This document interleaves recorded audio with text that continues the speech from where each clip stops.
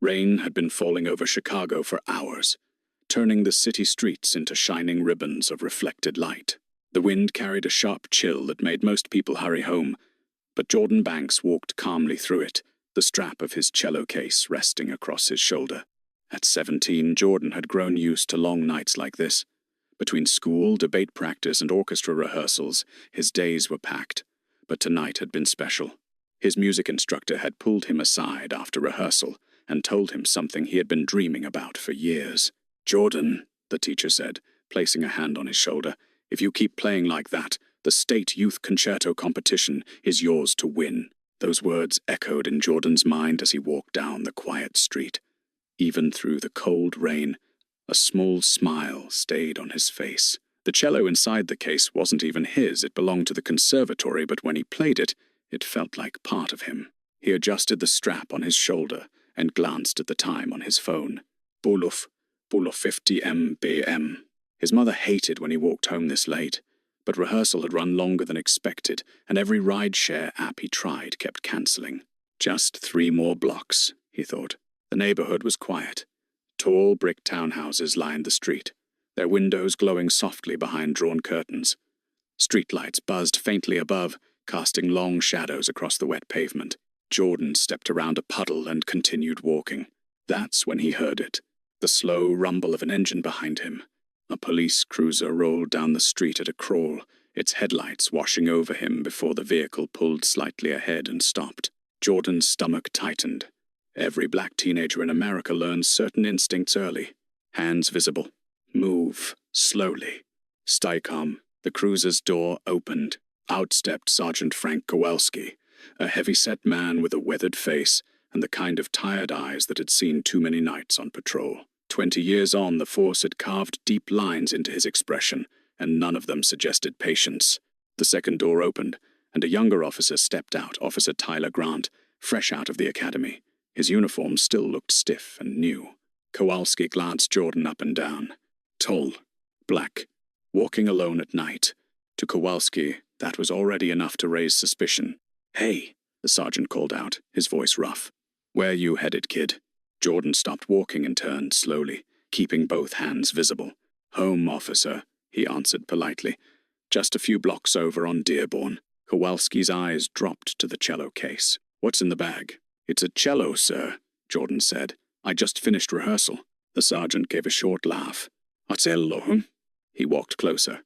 Boots splashing through the shallow water on the street. "Looks more like a rifle case to me." Jordan felt his pulse quicken, but he kept his voice calm. "It's an instrument, officer. I can show you." Behind Kowalski, Officer Grant shifted slightly, watching the exchange carefully. The rookie could already sense something uncomfortable in the air, but Kowalski wasn't interested in explanations. He stepped closer, invading Jordan's space. "Open it." Jordan hesitated for a moment, glancing up at the rain pouring down. "Sir, the wood can get damaged if—" That was all Kowalski needed to hear. His face hardened instantly. "Oh," he said slowly.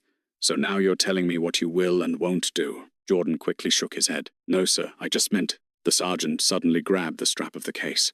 "Open the bag," Kowalski barked, his voice now sharp with aggression. The flashing patrol lights reflected across the wet street, painting everything red and blue. Jordan's heartbeat thumped in his ears. He had done nothing wrong, but somehow, the night had already started to go terribly wrong. Jordan stood under the cold rain, the flashing red and blue lights reflecting off the wet pavement around him. The police cruiser idled behind Sergeant Kowalski, its engine humming softly, but the tension in the air felt anything but calm. Jordan kept both of his hands visible, just like his father had always taught him. "Stay calm, be respectful, do exactly what they say." The cello case still hung over his shoulder, growing heavier by the second as the rain soaked into his jacket. Sergeant Kowalski stepped closer, studying Jordan like he was trying to solve a puzzle he didn't like. "You say it's a cello?" the officer asked, squinting at the case.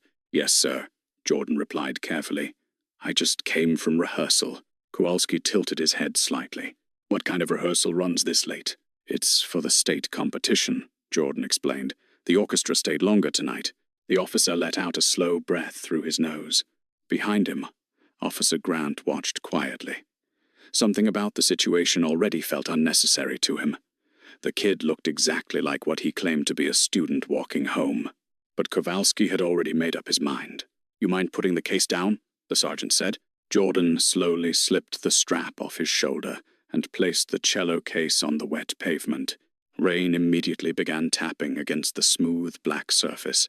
Kowalski circled him once, looking him over like a security guard checking a suspicious package. "You got ID?" "Yes, sir." Jordan carefully reached into his jacket pocket and pulled out his wallet, handing the student ID to the officer. Kowalski barely glanced at it. "Street Ignatius Prep," he muttered. Jordan nodded. "Yes, sir." The officer looked back at him. "Expensive school." Jordan didn't respond. He had learned early that silence was sometimes safer than explaining things to someone who had already decided what they believed. Kowalski handed the ID back. "So tell me something," the officer continued, pointing at the cello case. "Why would a kid from a fancy prep school be walking around this neighborhood at almost 11 at night?" Jordan blinked. "I live 3 blocks away." Kowalski raised an eyebrow. "You live here?" "Yes, sir." Officer Grant shifted slightly beside the cruiser. The address on the ID matched what Jordan said. Everything about the situation checked out. But Kowalski didn't care about details anymore. He had moved from curiosity to confrontation. "Open the case," Kowalski repeated. Jordan looked down at it. Rainwater had already begun collecting around the edges. "Sir," he said carefully, "this instrument belongs to the conservatory. If it gets wet—" Before he could finish the sentence, Kowalski stepped forward quickly. "I didn't ask for a lecture," the officer snapped. Jordan swallowed. "I'm not refusing, sir. I just—" The sergeant suddenly grabbed the handle of the cello case and yanked it toward himself. Jordan instinctively reached forward. "Wait, please." That small movement was enough. Kowalski's expression changed instantly. "There it is," he said harshly. "You just can't help yourself, can you?" Jordan froze. "I didn't. Stop resisting." The words came out loud enough to echo down the empty street. Jordan's heart slammed against his ribs. "I'm not resisting," he said quickly, panic creeping into his voice. Officer Grant stepped forward. "Sarge, maybe we should just check." But Kowalski had already made his decision. He shoved Jordan hard in the chest. The teenager lost his balance on the wet pavement. His feet slipped, and suddenly the world tilted. Jordan fell backwards, hitting the asphalt with a painful thud. The cello case crashed beside him. There was a sharp, cracking sound. The lid split open. Rain poured onto the beautiful wooden instrument inside. Jordan stared in horror. "My cello," he shouted. But Kowalski was already stepping toward him again, his voice filled with anger. "Now you're definitely under arrest." And the situation was about to get much worse. Jordan barely had time to react before the cold pavement pressed against his back. The fall knocked the air out of his lungs, and for a moment he could only stare up at the grey sky as rain struck his face. Beside him, the cello case lay open. The instrument inside beautiful, polished wood that had taken years to craft was now exposed to the rain. A long crack ran along the side where it had struck the ground. Jordan's stomach dropped. "My cello," he gasped, pushing himself up slightly. But Sergeant Kowalski didn't seem to care about the instrument or the damage.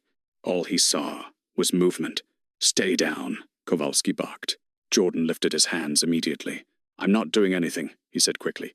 "Please, the instrument." The officer grabbed Jordan's arm roughly and twisted it behind his back. Pain shot through Jordan's shoulder. "Stop resisting," Kowalski shouted loudly. "I'm not resisting," Jordan protested. The words came out strained as the officer forced his arm higher.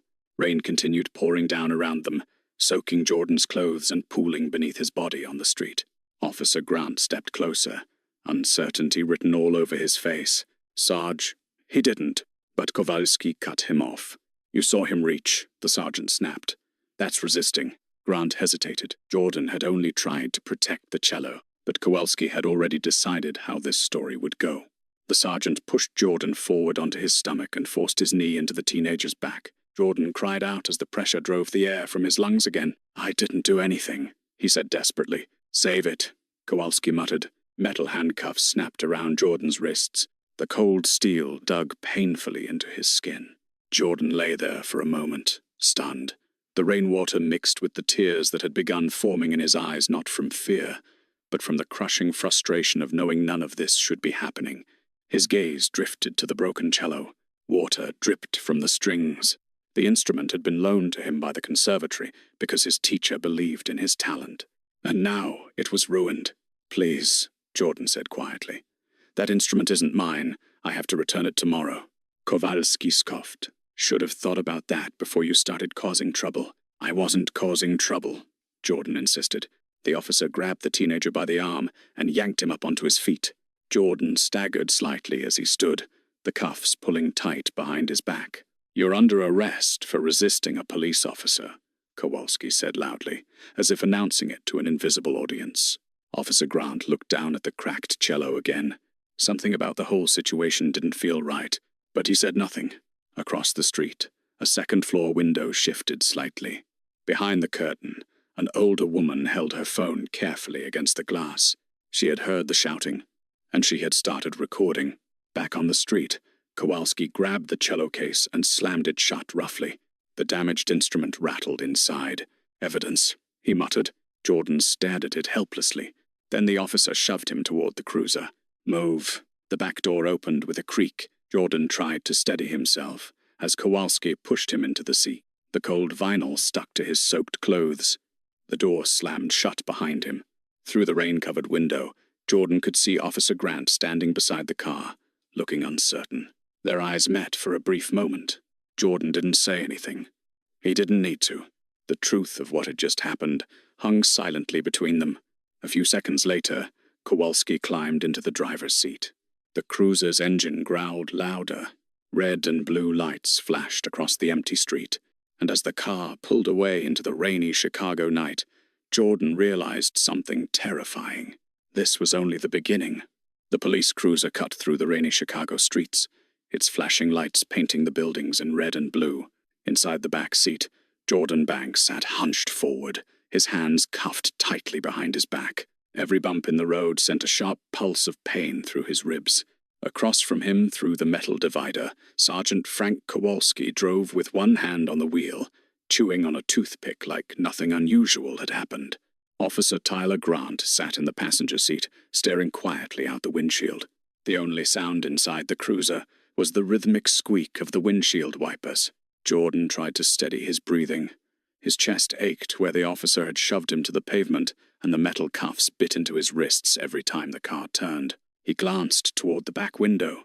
Somewhere behind them, in the rain-soaked street, his cello still lay broken. The thought hurt almost as much as his ribs. Up front, Kowalski suddenly chuckled. "Kid thought he could tell me what to do," the sergeant muttered. Grant didn't respond. The young officer kept replaying the scene in his mind. Jordan hadn't resisted. Not really. He had only tried to protect the instrument. Grant cleared his throat slightly. "Sarge, maybe we should just check the ID again when we get back," he said carefully. Kowalski snorted. "You getting soft already, Grant?" "No, sir," the rookie replied quickly. "Then stop worrying about it," Kowalski said, his voice cold. "Paperwork will say he resisted." End of story. Grant shifted uncomfortably in his seat. He had joined the force, believing police work was about protecting people. But tonight, something felt wrong. Very wrong. The cruiser turned sharply into the parking lot of the 19th Precinct, its tires splashing through puddles before stopping near the back entrance. Kowalski stepped out first. The cold rain hit his face as he opened the rear door. "Out," he ordered. Jordan tried to stand, but the tight handcuffs made it difficult. As he slid from the seat, Kowalski grabbed his arm roughly and pulled him forward. Jordan winced. Inside the station, the fluorescent lights buzzed overhead. The air smelled like coffee and old paperwork. Behind the front desk, the night sergeant barely looked up. "What do we got?" he asked lazily. "Resisting arrest," Kowalski replied immediately. Grant's head turned slightly. The words came too easily, too rehearsed. Kowalski shoved Jordan toward the holding area. "Get him in cell B." Jordan stumbled slightly but managed to keep his balance. As the cell door clanged shut behind him, the teenager slowly sat down on the cold metal bench. His heart was still racing. Outside the bars, Kowalski tossed the broken cello case onto a nearby table. "Log it as evidence," he said. Grant stared at it. The case was cracked along one side, and rainwater had seeped through the seam. Inside, the cello strings hung loosely, warped by the damage. "That's expensive," Grant murmured. Kowalski shrugged. Not me problem. Then he turned toward Jordan again. The teenager looked up from the bench, his face pale but steady. Officer, Jordan said quietly, I'd like to make my phone call. Kowalski leaned against the bars and smirked. You'll get it when I finish the report. Jordan nodded slowly. He didn't argue. He didn't shout. He simply sat there, waiting. Grant watched the boy carefully. There was something strange about the calm expression on Jordan's face. It wasn't fear. It wasn't anger. It was patience, like someone who knew something the rest of the room didn't. Grant felt a chill crawl up his spine, because for the first time that night, he realized this story might not end the way Sergeant Kowalski expected. The holding cell was small, cold, and smelled faintly of disinfectant, mixed with something older and harder to describe. The flickering, fluorescent light above buzzed constantly, casting harsh shadows across the concrete walls. Jordan Banks sat quietly on the narrow metal bench inside the cell, his shoulders slightly hunched forward. The handcuffs had finally been removed, but the red marks around his wrists were still visible. Every time he took a deep breath, a dull pain spread across his ribs. He tried not to move too much. Across the hallway, officers walked back and forth, talking casually like nothing unusual had happened tonight. But for Jordan, everything had changed. He leaned forward slightly, resting his elbows on his knees. His mind kept drifting back to the same image. The cello. Broken. The instrument had been loaned to him by the conservatory, a rare and delicate piece worth more than anything he personally owned. His instructor trusted him with it because he believed Jordan had talent. Now it was probably ruined. Jordan closed his eyes for a moment, not because of anger, because of disappointment.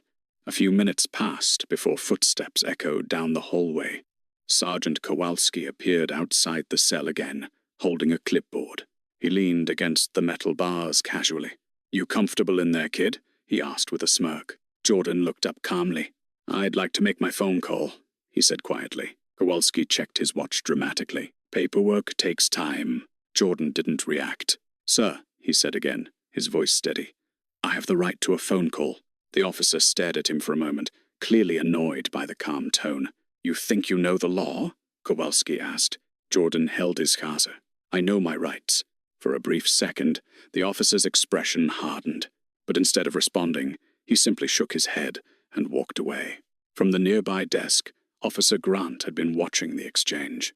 The rookie officer still couldn't shake the feeling that this whole situation had spiraled out of control. Jordan didn't look like someone dangerous. He looked like a student. Grant slowly stood from his chair and walked down the hallway toward the cell. Jordan noticed him approaching. The young officer stopped a few feet from the bars. For a moment, neither of them spoke. Finally, Grant sighed quietly. You really just came from rehearsal? He asked. Jordan nodded. Yes. Grant glanced back toward the main office area to make sure Kowalski wasn't watching. Look, he said in a low voice, I'm not supposed to do this yet, but you should make your call. Jordan sat up straighter. Grant pulled a small portable phone from his pocket and carefully slid it through the bars. Make it quick, the officer said. Jordan took the phone with slightly shaking hands. He already knew the number. He had memorized it years ago. Slowly, he began dialing. Each ring felt longer than the last. Across the hallway, Grant shifted nervously. Then the line connected. A calm, deep voice answered almost immediately. This is David Banks. Jordan swallowed. For the first time that night, the fear he had been holding back began to break through. Dad. There was a pause. Jordan, the voice said, suddenly alert. Jordan looked down at the floor. I'm at the 19th precinct, he said quietly. They beat me. The silence that followed felt heavy enough to fill the entire room. Finally, the voice on the phone spoke again. But this time it was different. Controlled. Cold. Are you safe right now? His father asked. Jordan nodded instinctively. Yes. Listen to me carefully, the voice said. Do not say anything else to anyone. Do not sign anything. Jordan tightened his grip on the phone. Okay, I'm coming, his father said. Then the line went dead. Jordan slowly handed the phone back to Officer Grant. The rookie officer looked confused. Who was that? He asked. Jordan wiped a small streak of blood from the corner of his lip. Then he looked up calmly. That, he said quietly, was the Attorney General of the United States. Inside the quiet hallway of the 19th precinct, time seemed to slow. Officer Tyler Grant stood outside the holding cell, staring at Jordan like he had just heard something impossible. "The Attorney General?" Grant repeated quietly. Jordan didn't answer right away. He simply sat back down on the cold metal bench and folded his hands together. "Yes," he said calmly after a moment. Grant felt a knot tighten in his stomach. He quickly glanced down the hallway to make sure Sergeant Kowalski wasn't nearby. "You're serious?" Grant whispered. Jordan nodded once. Grant rubbed the back of his neck nervously, because if what Jordan said was true, then everything that had just happened could destroy careers, maybe even entire departments. Across the room, the precinct continued its usual nighttime rhythm. Officers typed reports. A television murmured quietly from the break room, and the smell of stale coffee drifted through the air. But Grant suddenly noticed something strange. Jordan wasn't panicking. Most teenagers in that situation would have been yelling, crying, demanding answers. Jordan simply sat there, waiting, as if he knew something big was about to happen. "Why didn't you say something earlier?" Grant asked quietly. Jordan looked up at him. "You didn't ask."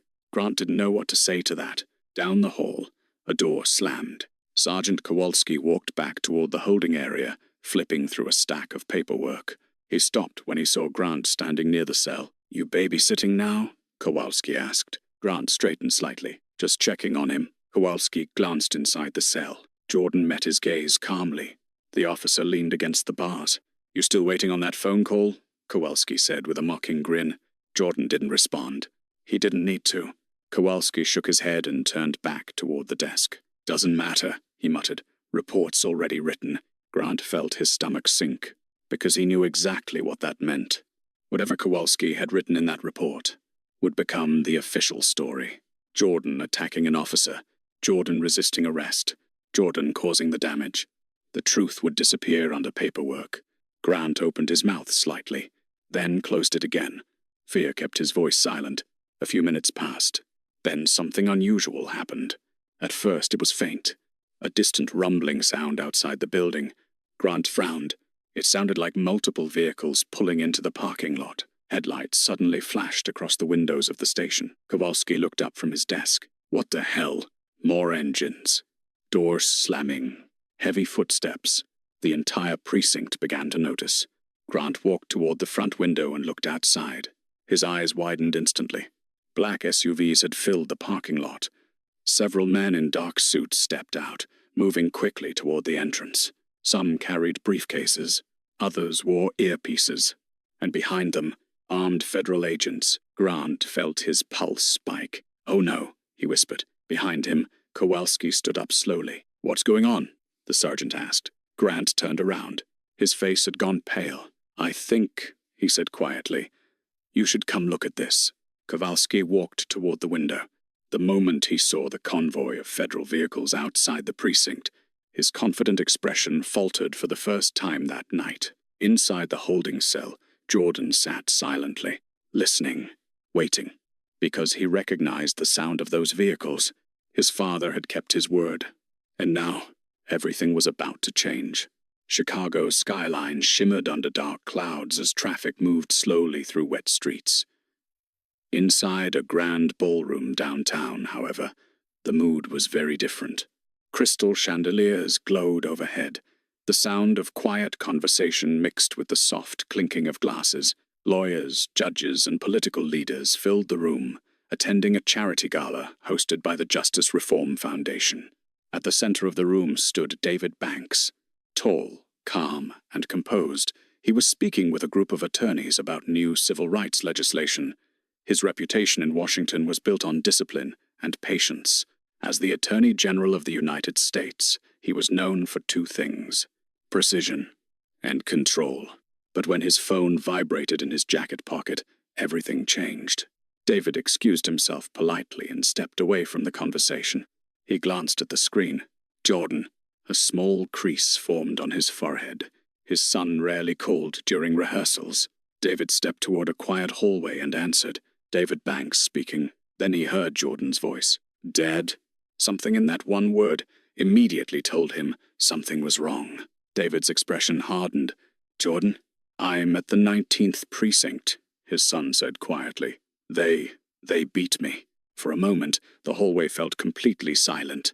David didn't react emotionally. Years of courtroom battles had taught him something important. Emotion clouds judgment. But his voice changed. Not louder, colder. "Are you safe right now?" he asked. "Yes." "Are you alone?" "Yes." David closed his eyes briefly. Then he spoke slowly and clearly. "Listen carefully. Do not answer any questions. Do not sign anything. Do not argue with anyone. Okay." Jordan replied, "I'm coming." The call ended. For several seconds, David stood completely still. Then the Attorney General of the United States moved. And when he moved, the entire federal system moved with him. He pulled out another phone and dialed a number. "Director Hill," he said when the line connected. "I need the Chicago FBI field office activated immediately." There was a pause on the other end. "Sir?" the voice asked. "My son has been assaulted by officers at the 19th Precinct," David said calmly. "I want federal agents there within 20 minutes. "Yes, sir." David hung up and dialed again. This time it was the Department of Justice Civil Rights Division. "Open a federal investigation," he ordered. "Possible civil rights violations. Police misconduct." "Yes, Attorney General." Within minutes, phones began ringing across Chicago. At the FBI field office, agents grabbed jackets and briefcases. Black SUVs rolled out of the underground parking garage. Inside the ballroom, the gala continued as if nothing had happened. But David Banks walked calmly toward the exit. His assistant hurried after him. "Sir, your speech is in 15 minutes, she said nervously. David stopped. When he turned around, his face looked different. The calm lawyer was gone. In his place stood a father. "My son is in a police holding cell," he said quietly. The assistant froze. "We're leaving." Outside, the rain hit the pavement in steady sheets. A government vehicle was already waiting. David climbed inside. The driver looked back. "Where to, sir?" David stared out the window as the city lights reflected across the wet streets. 19th Precinct. The car pulled into traffic. Behind them, 3 more black SUVs followed. Inside the first vehicle, David's hands rested calmly on his knees. But his mind was already working. If what Jordan said was true, then someone inside that precinct had made the worst mistake of their career. And by the time this night ended, the entire country would know about it. Inside the 19th Precinct, the atmosphere had changed. At first, it was subtle. Officers near the front desk began noticing the unusual number of vehicles pulling into the parking lot. Headlights flooded through the front windows, illuminating the station lobby with bright white beams. Sergeant Frank Kowalski stood near the window, staring outside with a deep frown. "That's a lot of cars for this hour," he muttered. Officer Tyler Grant remained silent behind him. From where he stood, Grant could clearly see the line of black SUVs parked outside the building. Their engines were still running, headlights cutting through the rain like sharp blades of light. Then the first door opened. Men in dark suits stepped out. Not patrol officers, not detectives, federal agents. Grant felt his heart drop into his stomach. "Oh no," he whispered under his breath. Kowalski glanced back at him. "What?" Grant didn't answer immediately. His eyes were still locked on the scene outside. Another vehicle door opened. More agents stepped out. One of them wore a jacket clearly marked with 3 large yellow letters across the back. FB.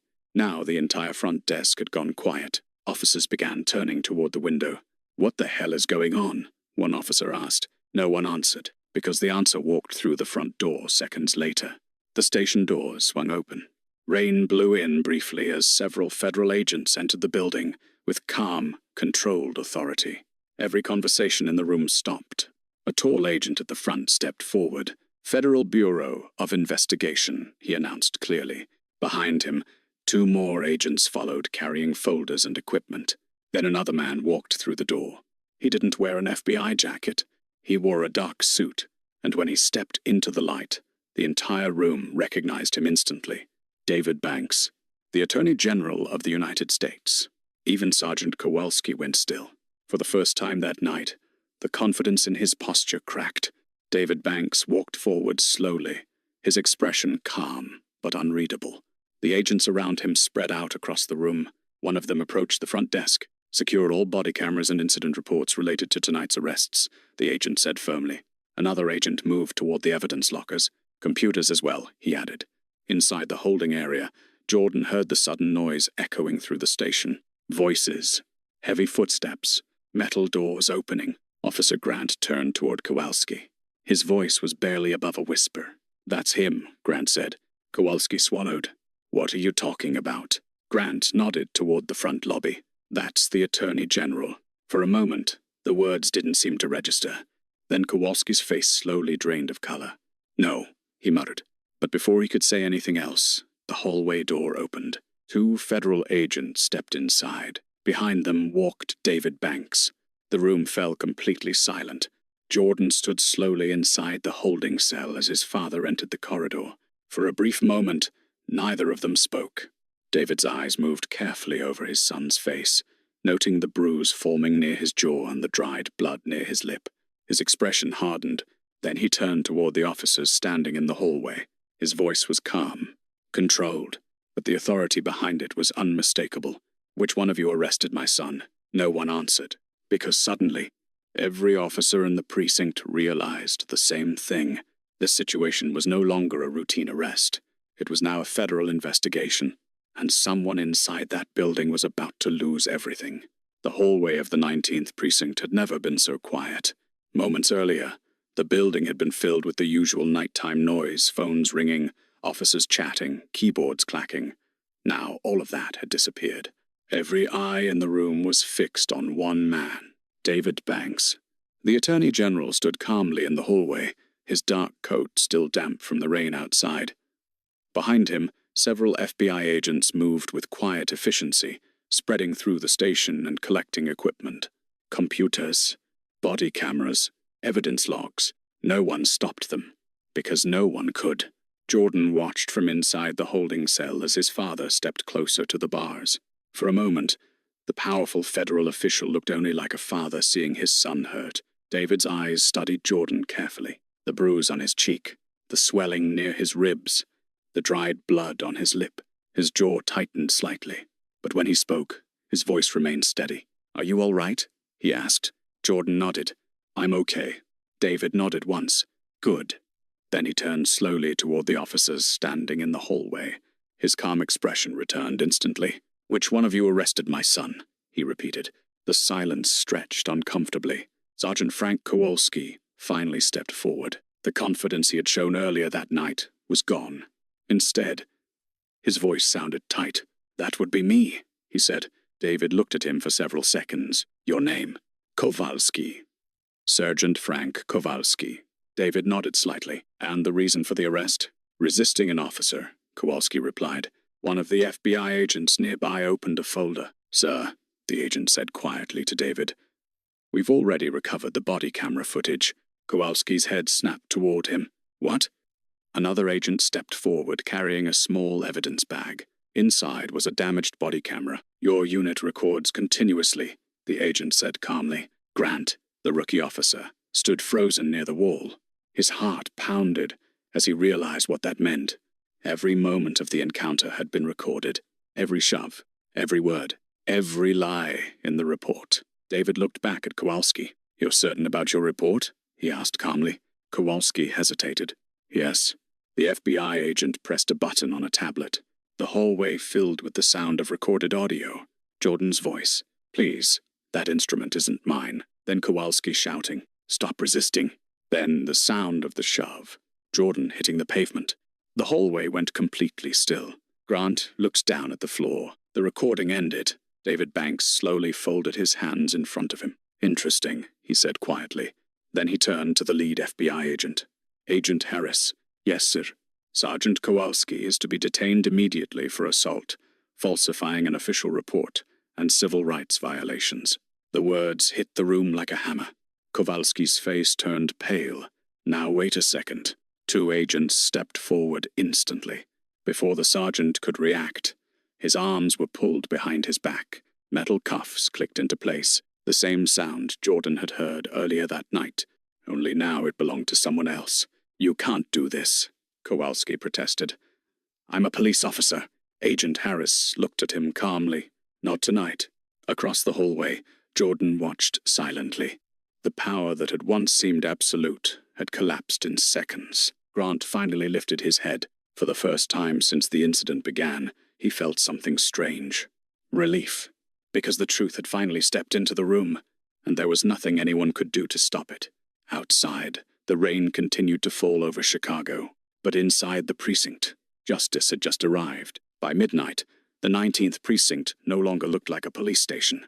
It looked like a crime scene. FBI agents moved through the building methodically, photographing desks, collecting reports, and removing evidence boxes one by one. Officers who had once walked confidently through the halls now stood quietly against the walls, watching as federal investigators took control of the entire building. Sergeant Frank Kowalski, who had been the loudest voice in the station earlier that night, now sat handcuffed in a chair in a small interrogation room. The arrogance that once filled his posture was gone. Across the hallway, Jordan Banks was finally being released from the holding cell. An FBI agent carefully unlocked the metal bars while another officer handed Jordan a blanket. "You're free to go," the agent said gently. Jordan stepped out slowly.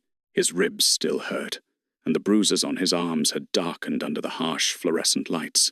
But the tight feeling in his chest was beginning to fade.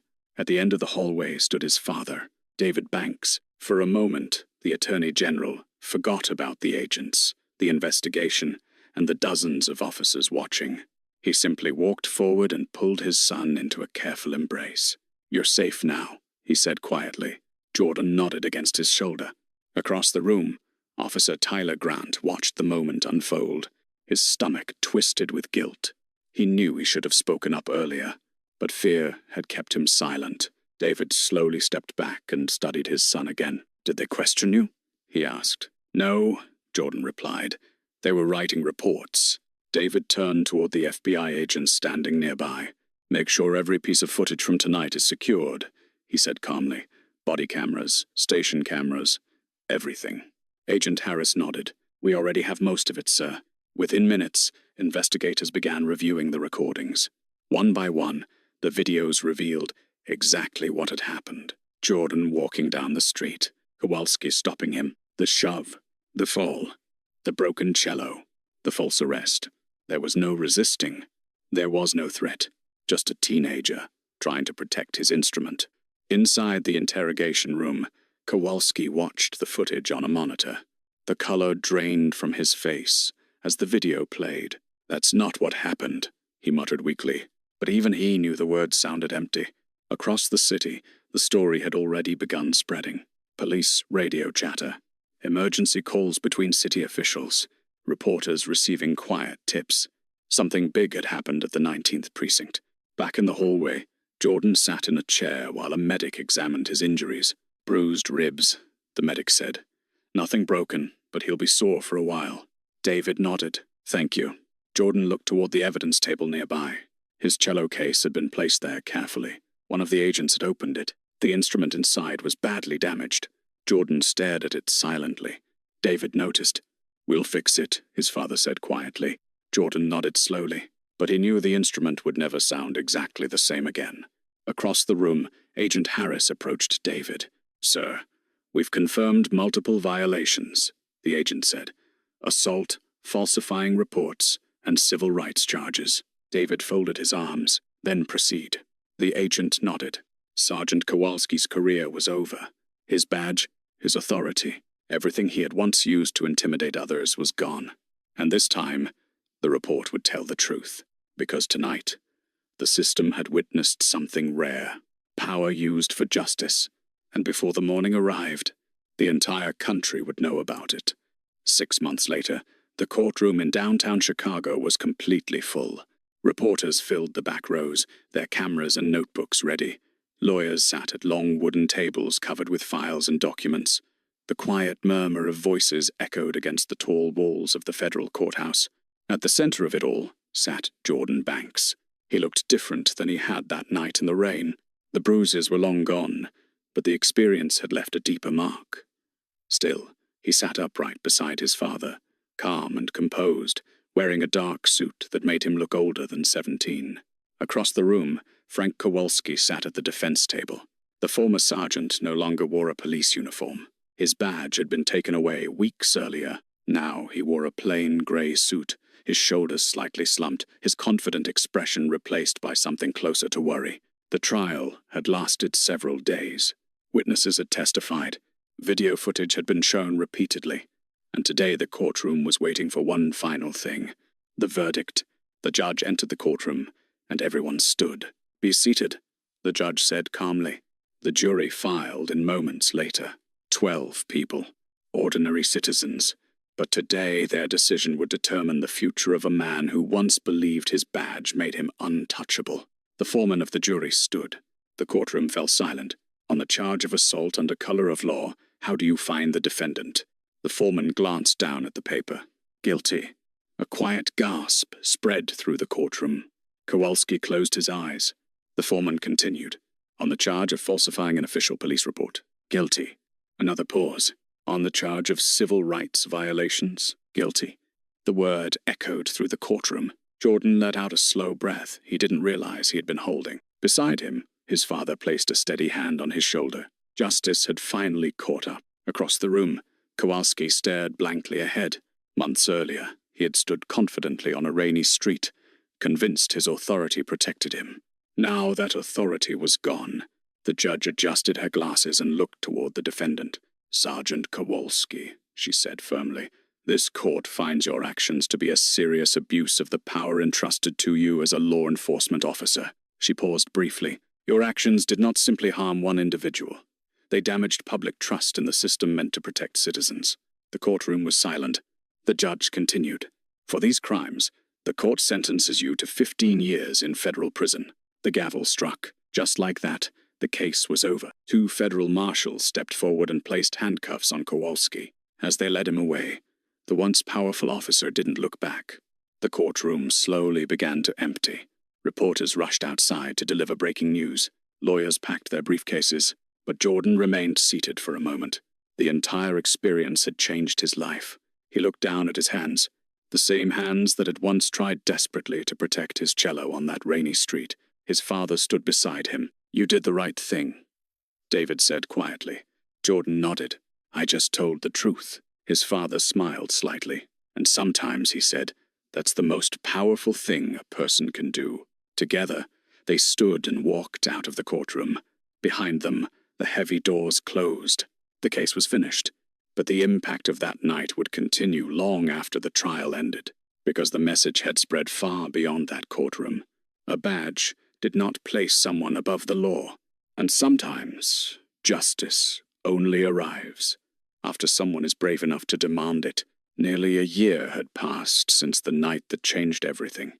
Spring had returned to Chicago, and the city felt different somehow.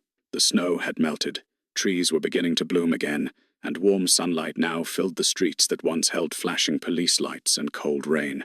Inside the Chicago Symphony Youth Hall, rows of seats were slowly filling with people: parents, teachers, students, music lovers from all across the city. Tonight was the State Youth Concerto Competition, the very event Jordan Banks had dreamed about long before that terrible night outside the 19th Precinct. Backstage, Jordan stood quietly holding his cello. But this was not the same instrument that had been broken on the pavement months earlier. The conservatory had restored the cello carefully. Expert craftsmen repaired the cracks in the wood and rebuilt its structure piece by piece. Yet Jordan knew something. Even though the instrument looked perfect again, it carried a story now. A story that everyone in that concert hall already knew. News of the trial had spread across the country months earlier. The footage of the arrest, the investigation, and the court verdict had sparked national conversations about police accountability. But tonight, none of that mattered. Tonight was about music. Jordan closed his eyes for a moment and took a slow breath. His teacher stepped beside him. "You ready?" she asked gently. Jordan nodded. "I think so." Across the auditorium, in the front row, David Banks sat quietly. For once, the Attorney General wasn't surrounded by reporters or federal agents. Tonight, he was simply a father, watching his son prepare to perform. The stage lights slowly brightened. An announcer stepped forward. "Ladies and gentlemen," she said warmly, "our next performer is Jordan Banks, representing the Chicago Conservatory." Applause filled the room. Jordan walked onto the stage. For a moment, the lights felt overwhelming. Hundreds of faces looked toward him, waiting. But then he lifted the cello and placed it gently beneath his chin. The orchestra conductor raised his baton. Silence fell over the hall. Then Jordan began to play. The first note floated through the room softly. Then another, and another. The sound of the cello filled the entire hall with warmth and emotion. Months earlier, the instrument had been broken on a wet Chicago street. Now its voice was stronger than ever. Jordan's fingers moved confidently across the strings. Every note carried something deeper than technique. It carried resilience. It carried courage. And it carried the quiet strength of someone who had faced injustice and refused to let it define him. In the front row, David watched with pride. Not because of the national headlines, not because of the court victory, but because his son had chosen something stronger than anger. He had chosen to keep moving forward. As the final note of the performance echoed across the hall, the audience rose to their feet. A standing ovation filled the room. Jordan lowered the bow slowly and smiled. The music had spoken louder than anything else ever could. And in that moment, it was clear. That rainy night outside the 19th precinct had tried to break more than just a cello, but it had failed, because Jordan Banks had turned pain into something powerful. And sometimes, the strongest kind of justice is not revenge. Sometimes it's simply proving that no matter what happens, you can still stand up, walk forward, and let your voice be heard.